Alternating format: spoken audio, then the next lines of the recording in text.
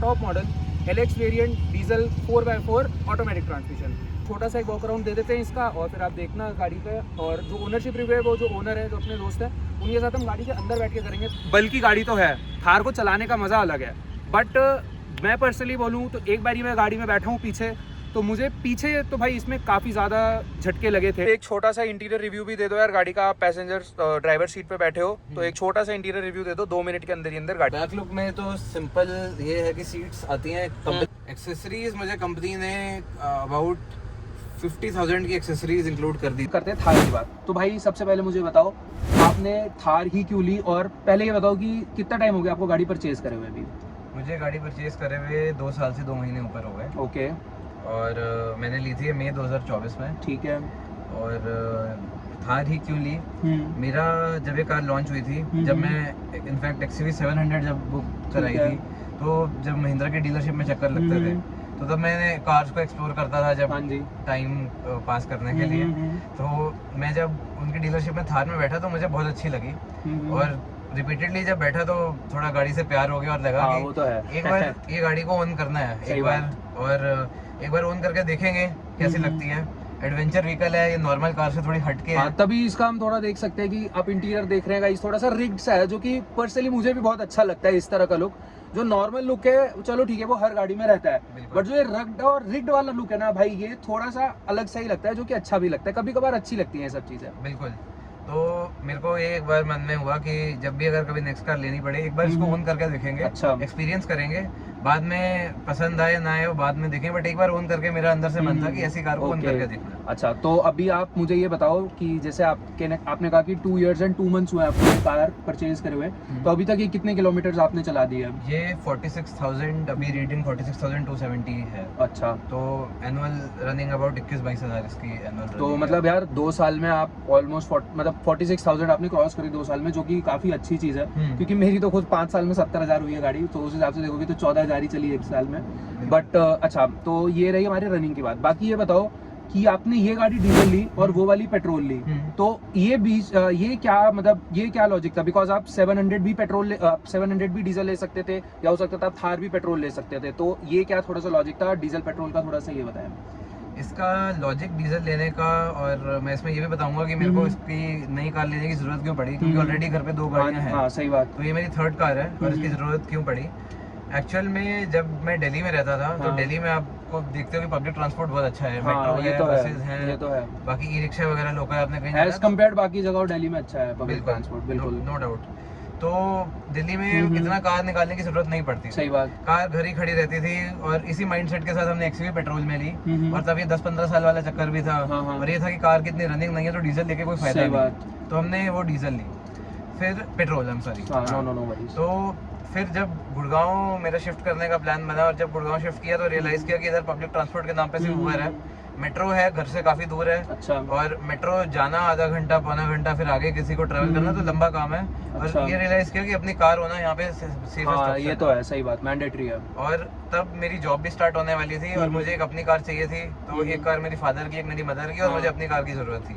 तो मुझे लगा कि फिर कार लेने का बन ही रहा है, और टाइम भी है, और इससे बढ़िया कार, क्योंकि मन में है ये कार लेनी। सही बात। तो ये कार ली जाए। अच्छा। तो फिर ये कार मैंने खरीदी, और क्योंकि ये था कि मेरा, क्योंकि गुड़गांव के थोड़ा न्यूअर रीजन में है घर, तो मेरे को सारी जगह, इवन गुड़गांव में भी ट्रैवल काफी, मेरी रनिंग काफी हो गई उस चक्कर में, क्योंकि थोड़ा गुड़गांव के आउटर रीजन में हो गया। अच्छा, तो इसका मतलब गुड रनिंग की वजह से आपने डीजल व्हीकल प्रीफर करा इस बार? बिल्कुल। अच्छा, तो इस बार भी आपने ऑटोमेटिक लिया, बिकॉज आपकी 700 भी शायद ऑटोमेटिक ही थी। तो मैनुअल ना लेने का कुछ कारण होगा, या फिर जस्ट आपने की ऑटोमेटिक भी चला ले तो वो फन रहेगा, बस इसलिए आपने मैनुअल नहीं परचेज करी? में भी मैनुअल इसलिए भी परचेज, क्योंकि ट्रैफिक आप देख रहे हो कि हर जगह बढ़ रहा है। मेरे को मैनुअल से कोई प्रॉब्लम नहीं थी। मैं खुद, अगर मेरे को मेरी बिल्कुल पर्सनल कार होती कि मेरे को चलानी होती, तो मैं शायद मैनुअल ले लेता। लेकिन ये कार ऐसा है कि फैमिली में, मतलब मेरे फादर भी इसको ड्राइव करते हैं सब, तो मैंने सबका सोचते हुए फिर ऑटोमेटिक ले ली। और ऑटोमेटिक अब थोड़ी फ्यूचर प्रूफ भी है, क्योंकि ट्रैफिक आप देख रहे हो। ये तो है, ये तो मतलब आपका ये पॉइंट एकदम 100% सही है, इससे मैं भी एग्री करता हूँ। बिकॉज ट्रैफिक की वजह से जो पैरों में दिक्कत होती है क्लच गियर से, वो आप समझ सकते हैं। तो मतलब डीजल लेने का आपका मेन कारण ये था कि आपकी रनिंग काफी अच्छी थी इस बिल्कुल। चक्कर में। और अच्छा। अब वो लग रहा है कि जब इतनी हाई रनिंग हो रही है तो डीजल से अच्छा ऑप्शन नहीं है कोई, डीजल हाँ ही ये सही तो है। है, और वैसे भी डीजल अभी कुछ दिन बचा ही हुआ है बिल्कुल, मिक्सिंग से, जब तो तक enjoy जितना करना है। जितना हो सकता है उतना हम गाड़ी भगा सकते हैं। तो जोक्स अपार्ट गाइस, अच्छा तो चलो यार, अब आपने जैसे ये बताया कि आपकी रनिंग भी काफ़ी अच्छी थी, बाकी अब मुझे बताओ जैसे 46,000 आपने बताया कि कार चल चुकी है, हाँ। तो इसमें आपने सर्विस भी करवाई होगी। हाँ जी। तो आप डीलरशिप से ही करवा रहे हो अभी सर्विस? डीलरशिप से ही कराई है। डीलरशिप से ही करानी चाहिए गाइस, बिकॉज ऐसा ना हो कि कभी आप, देखिए मैं ऐसे नहीं बोलूँगा कि बाहर से कराने में प्रॉब्लम है, बट बाहर से अवॉइड ही करना चाहिए जब तक गाड़ी की वारंटी वगैरह है, बिकॉज फिर बाद में कुछ प्रॉब्लम होती है तो you all know what happens.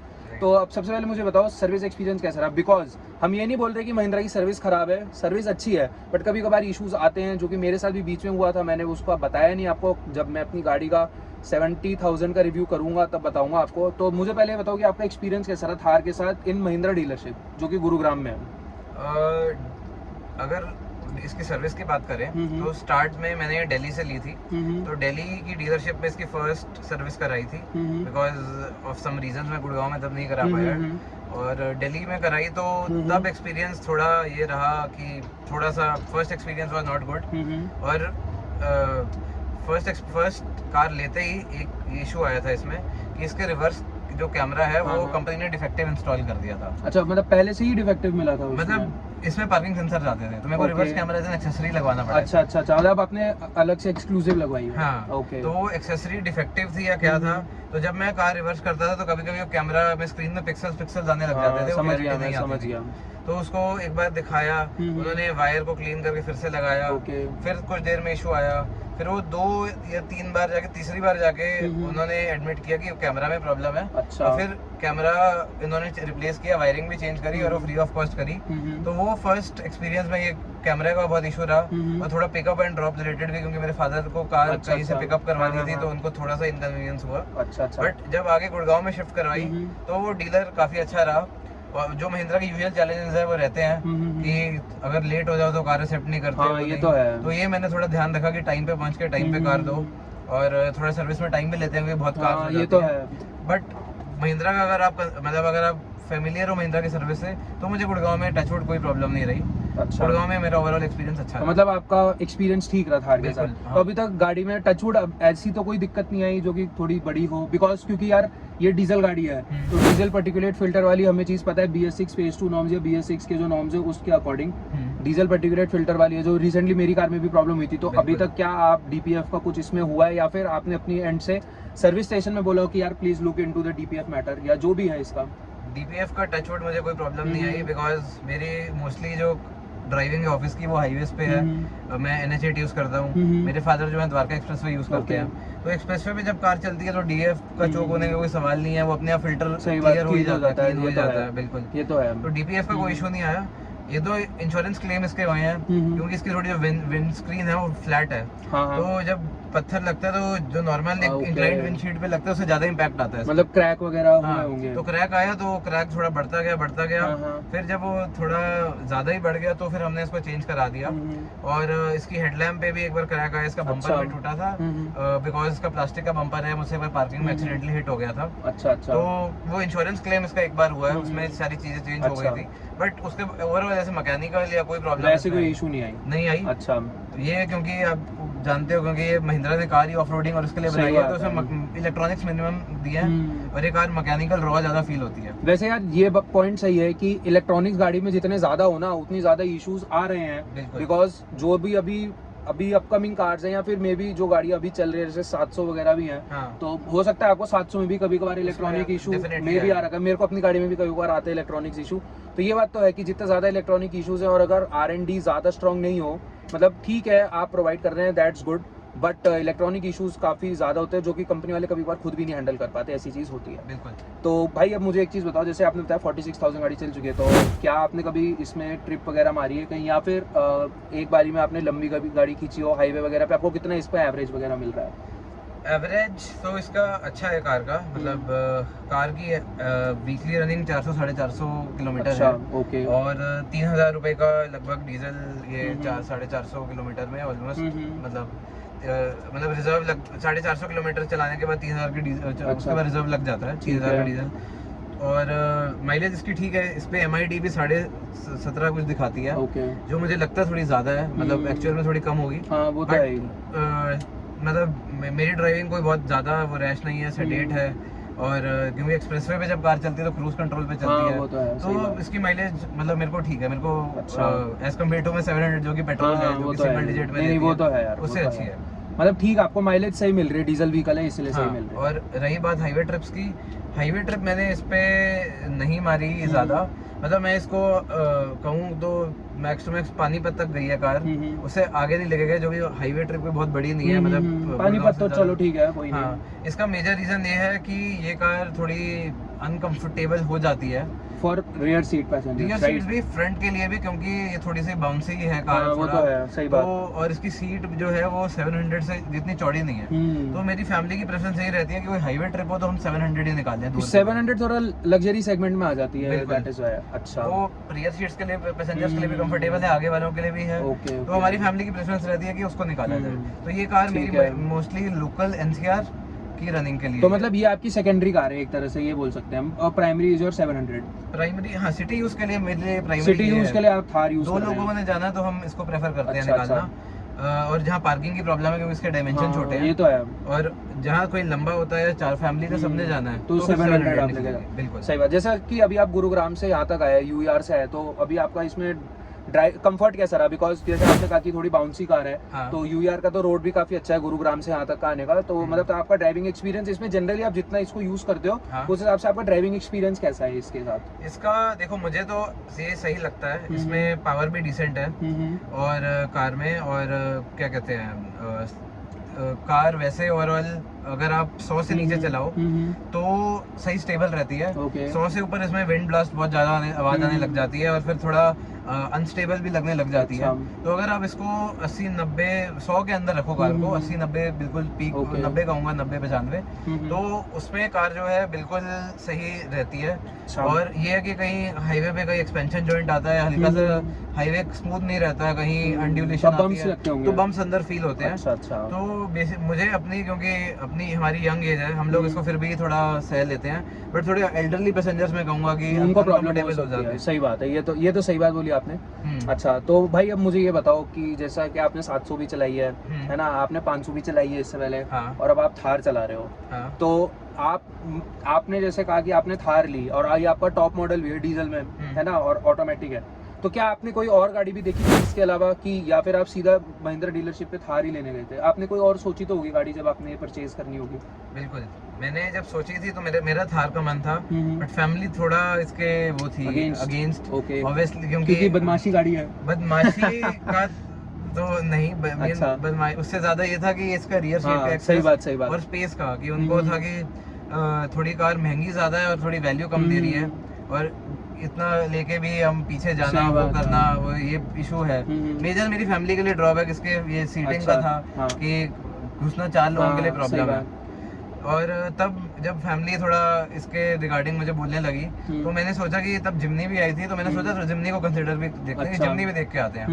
जिमनी की भी मार्केट में तब थोड़ी तारीफ हो रही थी, और जिमनी का मेरा थोड़ा इसलिए भी इंटरेस्ट बना क्योंकि उस टाइम जिमनी पे डिस्काउंट्स मारुति ने, यार Jimny is actually a good vehicle. मैं मनाली गया था अभी जब, हाँ। तो मैं उसमें बैठा था जिमनी में, बट मुझे काफी अच्छी लगी जिमनी यार, मतलब अच्छी गाड़ी है जिमनी।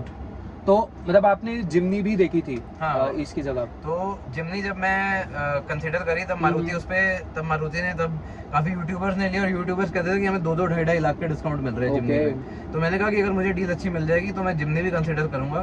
तो मैं गुड़गांव में उसकी टेस्ट ड्राइव लेने गया अपने कजन्स के साथ, और मैंने उसकी जब टेस्ट ड्राइव ली, और मेरे को वो दिल्ली मुंबई एक्सप्रेसवे से पहले जो सोना रोड के लिमिटेड पोर्शन है, मुझे वो वहाँ ले गया, जो कार वाले थे, जो मारुति वाले थे, मुझे वहाँ ले गए टेस्ट ड्राइव के लिए। और वहाँ मैंने एक्सपीरियंस करी, तो मुझे उसका सबसे बड़ा जो ड्रॉबैक जिमनी का वो ये लगा कि उसका इंजन बहुत ही कम पावरफुल है। अच्छा। मतलब जब मैं ओवरटेक्स कर रहा था या मैं उसको खींच रहा था, तो गाड़ी एकदम फास्ट, उसका पिकअप था ही नहीं, बहुत आराम से बहुत स्लोली खींच रही थी, जो कि उसका 0 to 100 का टाइम 17.5 सेकंड कुछ है। और वो तब फील भी हो रहा था, क्योंकि कार का वो एलिवेटेड पोर्शन जहाँ 100 की लिमिट है, वहाँ उसका पिकअप नहीं फील हुआ। और वो मुझे सबसे बड़ा ड्रॉबैक लगा। तब मेरा जिमनी से थोड़ा मन उठ गया। और फिर जब हम थोड़ा प्राइस का सोचा कि चलो प्राइस का देखते हैं, तब उस डीलर ने बोला कि जो प्राइस जो डिस्काउंटेड स्टॉक है वो सारा बिक चुका है। अभी जो है स्टॉक हो गया। अभी जो है अच्छा। आपको डिस्काउंट नहीं मिलेगा, और डिस्काउंट ज़्यादा से ज़्यादा 10-15 हज़ार का हो जाएगा। अच्छा। तो उससे मेरा बिल्कुल ही मन उठ गया, और फिर मेरा हो गया कि फाइनल अब थार ही लेनी है। तब रॉक्स आई नहीं थी, जब मैंने खरीदी उसके 4-5 महीने बाद रॉक्स आई। तो अच्छा, तब ऑप्शंस एसयूवी में गुरखा भी थी। गुरखा थोड़ी ज़्यादा क्रूड गाड़ी है। हाँ वो तो है। हाँ, तो गुरखा तो मैंने बिल्कुल फिर देखी नहीं, और फोर्स का मुझे पता नहीं था कि कैसा। तो आपने जैसे कहा कि आपने जिम्नी भी ट्राई करी, तो हाँ। आपने क्या पहले से मन बना रखा था कि आपको 4x4 व्हीकल ही लेना है? मेरा 4x4 का ये था कि हाँ एक्सप्लोर करेंगे कार की। अगर 4x4 होगी तो थोड़ा लाइक फ्यूचर प्रूफ कह लो, और कहीं भी लेके जाओ, कुछ अगर बाई चांस फंस भी जाए, हाँ सही बात और है। तो ये तो मतलब है। निकाल लेंगे। और प्रिवेंशन इज हाँ। बेटर देन क्योर, ये तो है, सही बात है। और मेरे को ये था कि एक्सप्लोर करना, कि मेरे को ये खुद था कि ऑफ रोडिंग पे लेके जाना। हालांकि अभी तक मैं कहीं लेके नहीं जा पाया, हाँ, हाँ। बिकॉज थोड़ा स्केड्यूल ऐसा रहा। सही मेरा बात। बहुत मन था लेके जाने का, तो मैंने 4x4 ली इसलिए। और सेकंड रीजन 4x4 लेने का जो मतलब कहूँगा सेकेंडरी है, बहुत मेजर नहीं है, कि थार जो है पेट्रोल ऑटोमेटिक 4x4 4x2 दोनों में आती है, लेकिन डीजल ऑटोमेटिक सिर्फ 4x4 में आती है। अच्छा, तो सही है, सही है। ये सेकेंडरी रीजन था। ये तो चलो, प्राइमरी तो ये था कि मेरे को खुद एक्सप्लोर करना था, हाँ। क्योंकि मैं फ्यूचर में करना चाहता हूँ, सही बात। कभी ना कभी लेके हाँ ये तो है उसको यार, कहीं trip ये पे। तो है। 4x4 गाड़ी है तो फिर तो बनता है उसको लेके जाना है ऐसी जगह। बिल्कुल। ये तो है। तो मतलब आप ओवरऑल गाड़ी से भी खुश हो अपनी? हाँ, ओवरऑल सही है। मेरे को लगता है कि अगर आपके पास एक प्राइमरी सेंसिबल व्हीकल है, जैसे मेरे केस में XUV 700 है, तो इसको सेकेंडरी कार रखने में कोई बुराई नहीं प्रॉब्लम है। नहीं, मतलब इसको आप as a primary vehicle for a family of 4 नहीं यूज कर सकते। बिल्कुल भी नहीं है ना, अगर आप सिंगल पर्सन हो तब आप इसको कर सकते हो, बिकॉज बैक सीट्स तो आपकी वैसे भी हाँ, एम्प्टी रहेंगी। मेरे को लगता है सुना सबकी फैमिली आ जाती है, तो ये कार इम्प्रैक्टिकल होनी शुरू हो जाती है। सही बात है। तो ये तो उस केस में एज अ सेकेंडरी व्हीकल बहुत अच्छी है। अच्छा, तो यार अब आपने देखो काफी चीजें बताई, हमारा वीडियो भी काफी लंबी हो चुका है। हाँ। तो एक चीज आखिरी मैं पूछना चाहूंगा, गाड़ी के आप सिंपल वर्ड्स में प्रोज एंड कॉन्स बता दो मुझे। क्या आपको लगे एज अ ओनर, आपने 2 इयर्स तक अभी तक गाड़ी ओन करी है, you have drove 46,000 kilometre, Right. और आपने काफी अच्छी इन्फॉर्मेशन दी है पब्लिक को, जो कि बहुत अच्छी मुझे भी पर्सनली लगी। आप काफी अच्छी इन्फॉर्मेशन देते हैं, वेरी गुड। तो प्रोज एंड कॉन्स बताओ मुझे, क्या आपको अभी गाड़ी में लग रहे हैं? प्रोज गाड़ी के ये हैं कि एक तो कार की जो है मैं कहूँगा अपील बहुत अच्छी है, कि जो मतलब कार थोड़ी अटेंशन attention seeker तो है, ये तो नेगेटिव है। वे में हो गई, पहले पॉजिटिव में थी। दूसरा ये है कि कार की ग्राउंड क्लियरेंस अच्छी है। तो गुड़गांव में आप देखते हो कि वो बहुत तो वाटर है। लॉगिंग और ये बहुत इश्यूज हैं। यस तो यस। मुझे ये कार लेके बहुत प्राउड लगता है कि हाँ। पानी भरा होता है, निकल लोग जाती है। उन लेन से निकालते हैं जहाँ पानी कम है, मैं वहाँ से निकालता हूँ जहाँ पानी ज़्यादा है। और ये है कि कार थोड़ी अच्छी हैवी फील होती है। इसका जो स्टीयरिंग है वो काफ़ी मतलब हैवी है, तो कार ऐसे नहीं लगती कि ज़्यादा झूल रही है या सही ऑटो बात। कंट्रोल जा रही है। ये कार में मैं कहूँगा फ़ायदा है, अपील है इसकी अच्छी है। और जो मतलब एक बेयर मिनिमम इसमें फीचर लिस्ट है, हालांकि थोड़े और हो सकते थे, बट ठीक है, मतलब एवरीडे यूज के लिए इसमें ठीक अच्छा, फीचर्स हैं। okay. थोड़े एक्स्ट्रा गुड हो सकते थे, बट यार वही है कि अगर ज्यादा फीचर्स भी दे तो फिर हाँ। प्रॉब्लम भी रहती है। इसका मेन प्रो मैं कहूँगा इसका डीजल इंजन जो है, हाँ। इसका डीजल इंजन काफी अच्छा पावरफुल है। ओके। इवन जब मैं ट्रैफिक में यूज करता हूँ इसको, तो मेरे को रेस देने की जरूरत नहीं पड़ती। मैं इसको ब्रेक से ये पैर तो उठाता है। हूँ, ऐसे कार छूटती है कि जैसे महिंद्रा इसको के बांधा हुआ है। डीजल इंजन तो महिंद्रा के हैं। बहुत अच्छी टॉर्क ये है, तो है। रेस नहीं देनी पड़ती। लो एंड ट्रैफिक में इतना मस्त है, सिटी में चलाने के लिए बहुत अच्छी कार है। okay. कहीं पानी है, खड्डे हैं, मेरे को सोचना नहीं पड़ता, मैं अच्छा। कार को ले जाता हूँ। तो अब मेरे को बताओ भाई, गाड़ी के कॉन्स क्या हैं जो आपको लग रहे हैं? हाँ, कॉन्स में सबसे इस कार की मैं कहूँगा, इसके मुझे ब्रेक्स थोड़े अंडर कॉन्फिडेंट लगते हैं। अच्छा। ये शुरू में ही जब इसके मैंने रिव्यूज पढ़े तब भी था कि डे 1 से ही कार में प्रॉब्लम है, कि अच्छा। ऑटोमेटिक वाली वेरिएंट में स्पेशली Okay. इसके ब्रेक जो है थोड़े अंडर कॉन्फिडेंट हैं। अच्छा। मतलब आपको थोड़ा ब्रेकिंग प्री प्लान करनी पड़ती है, थोड़ा मतलब ऐसे नहीं है कि आप इमीडिएट एकदम से, मतलब इतना कॉन्फिडेंस आप नहीं बिल्ड कर पा रहे हो बिल्कुल। कि इमीडिएट ब्रेकिंग आप मारोगे तो it will stop at the moment. हाँ, जैसे नॉर्मल एक्सयूवी में मुझे लगता है, आपको अपनी सही कार में बात, लगता है, हाँ। उससे थोड़ा हटके तो ये इसमें तो थोड़ा है। प्री प्लानिंग करनी पड़ती है। ब्रेक क्योंकि सडन लगाने पे एक कार में एक तो नोज ड्राइव बहुत ज्यादा होगा, हाँ। और थोड़ी परफॉर्मेंस वीक है ब्रेकिंग की, जो अच्छा। मुझे थोड़ा सेफ्टी पॉइंट ऑफ व्यू से भी लगता है कि महिंद्रा को एड्रेस करना चाहिए। मुझे पता नहीं जो उसका फेसलिफ्ट आया था उसमें एड्रेस किया कि नहीं, बट ये मेरे को बहुत बड़ा ड्रॉबैक लगता है कार में। अच्छा। दूसरा इसका सस्पेंशन जो कि बहुत बाउंसी है कार, तो ये कार चाहे निकल जाती है खड्डों से कहीं भी, बट अंदर ऑक्यूपेंट्स को बहुत फील होता है। ओके। ये इशू इन्होंने रॉक्स में मतलब रॉक्स में इन्होंने ठीक कर दिया, बट इसमें ये प्रॉब्लम है कि ये सस्पेंशन का कि झटके काफी ज्यादा लगते हैं। हम लोग जैसे सह लेते हैं, कोई एल्डरली है हाँ, उनको वो थोड़ा तो प्रॉब्लम है, होती सही है। बात है, सही बात है। तो ये एक सस्पेंशन पे महिंद्रा को थोड़ा फिक्स करना चाहिए। तीसरी चीज मैं इसके बारे में कहूँगा कि इसका प्राइस जो है थोड़ा एक्सपेंसिव है। मैंने जब ली थी तब ये काफ़ी महंगी हो गई थी। मतलब मेरे जब किसी ने नोन में ली, तो जब जिन्होंने फर्स्ट बैच में लिए सेम कार, उन्होंने मुझसे 2 लाख सस्ते में ली। तो आपको ये कितने की पड़ी थी ऑन रोड कार? मुझे ये car including accessories and everything 1975 की। हाँ, अच्छा ठीक है। तो वो मुझे तब ये लगा कि थोड़ी महंगी हो गई, और जब रॉक्स आया तो इसके लिए कंपटीशन बढ़ गया। तो मुझे ये लगा कि ये लगता है अभी भी कि अगर महिंद्रा इसकी प्राइसिंग ठीक कर दे, इसको कम कर दे, तो इस कार के लिए भी बायर्स हैं। नहीं तो इसको अगर ये महंगा करके रखेगा तो इसकी मार्केट रॉक्स ही खा जाएगी। ये तो है, ये तो है। क्योंकि अब जब से रॉक्स आई है, इसकी एक जो अपील है, इसका नीश है, वो बहुत छोटा हो गया। ये तो है। तो यार आपने काफ़ी तगड़ी इन्फॉर्मेशन दी, मतलब काफ़ी अच्छा लगता है आपके साथ वीडियो बनाने में, आप काफ़ी अच्छी इन्फॉर्मेशन देते हो गाड़ी के बारे में। तो भाई सबसे पहले तो मैं आपका वापस धन्यवाद करना चाहूँगा कि आप इतनी दूर से आए वीडियो बनवाने। बाकी दोस्तों आपको ये वीडियो कैसी लगी है बताएं। अभेद भाई के लिए एक लाइक शेयर सब्सक्राइब जरूर बनता है, और मुझे कमेंट में बताएं कि आपको इसके बाद और कौन सी वीडियो चाहिए। बाकी अब हम अभेद भाई के साथ आपको बोलते हैं धन्यवाद, थैंक यू सो मच कि आपने वीडियो देखी, और मिलते हैं आपसे एक और नई वीडियो में। Until then goodbye and thank you so much.